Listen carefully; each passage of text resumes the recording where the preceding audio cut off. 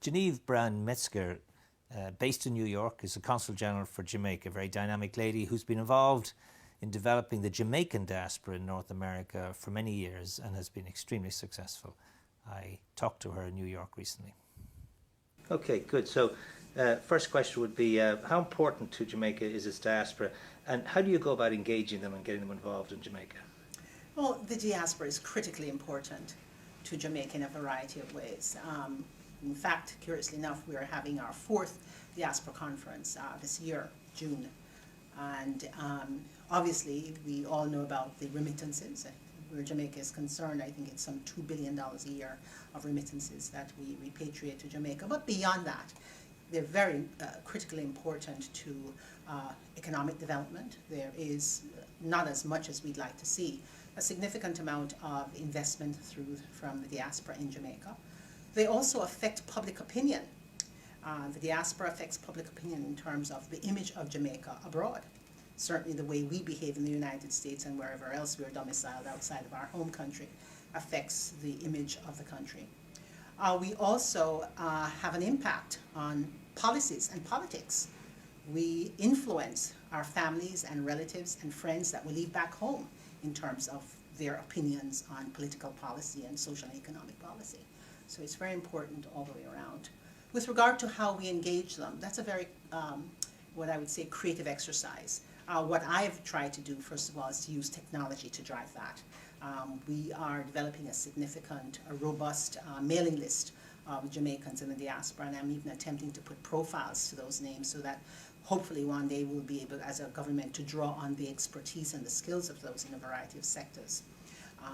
We also have a number of meet and greets, grassroots outreach on a regular basis, where we're out there in churches, and literally we do walkabouts, where we literally just walk down the street, go into storefronts and say hello to people. We try to connect with our students.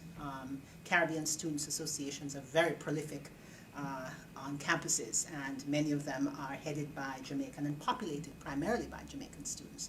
So I personally am very interested in getting young people involved, so we do a lot of outreach there. And of course we have the typical holidays that we celebrate, independence initiatives, around which a lot of Jamaicans come together for a variety of events during independence, and of course our national holidays such as Heroes.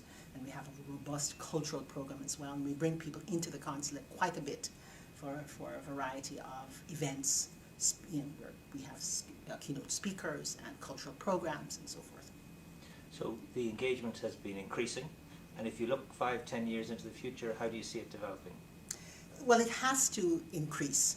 First of all, the technology is demanding that we really do a better job in connecting with our people.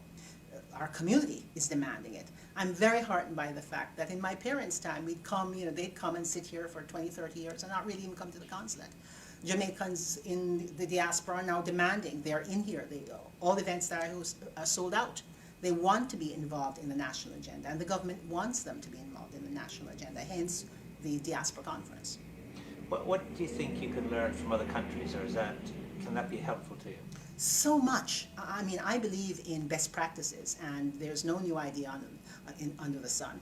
And so what I've endeavored to do is that I've developed a series called the Critical Conversation Series, from immigrant group to diaspora movement. I think that's the title. And I had the Consul General for India, for China, for Ireland,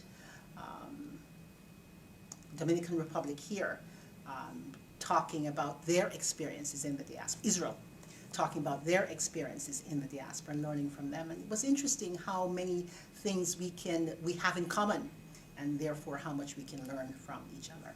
What about the next generation of Jamaicans here? Do they have an affinity to Jamaica? Is that increasing, decreasing? How can you harness that? Very important question, because we are aging. And my kids who were born in the United States have a right to a Jamaican citizenship. So one of the things I'm driving is that whole idea of getting citizenship for your American-born child. And it's amazing how interested they are.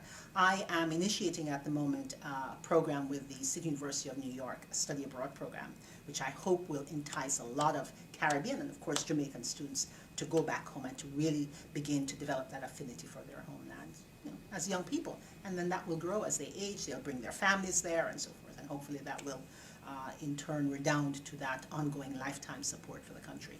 And the role of culture in all of this? Very important. I mean, you can't talk about Jamaica unless, in two ways in terms of branding, sea and sand and culture. I think we need to do more. We can do more, and I think the government recognizes that we'll be doing more in terms of this concept of the cultural economy. Really driving that brand in a variety of sectors, not only in tourism, but in business, in economic development, in sport, in a number of areas. So I think that's the future. So, generally very optimistic about the potential? Very optimistic. The notion has swung away from complaining and opining that there's a brain drain.